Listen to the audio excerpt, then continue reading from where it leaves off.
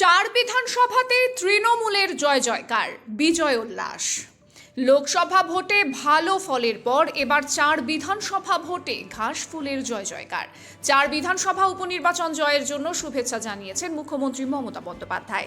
তিনি বলেন, অপপ্রচার কুৎসার জবাব দিয়েছে মানুষ। এই উপনির্বাচনে রায়গঞ্জে প্রথমবার জয়ী হয়েছে তৃণমূল। 50,077 ভোটে জয়ী কৃষ্ণকল্যাণী।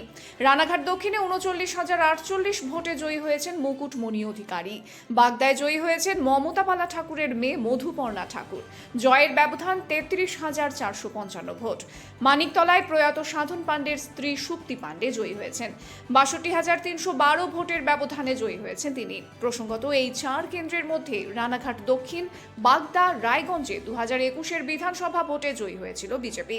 তারা দলবদল করায় উপনির্বাচন হয়। এদিন মুখ্যমন্ত্রী বলেন, গোটা দেশেই বিজেপি খারাপ ফল করেছে। মানুষের জবাব স্পষ্ট। ফল ঘোষণার পর চার বিধানসভা কেন্দ্রে তৃণমূলের বিজয় উল্লাসের ছবি দেখা গিয়েছে।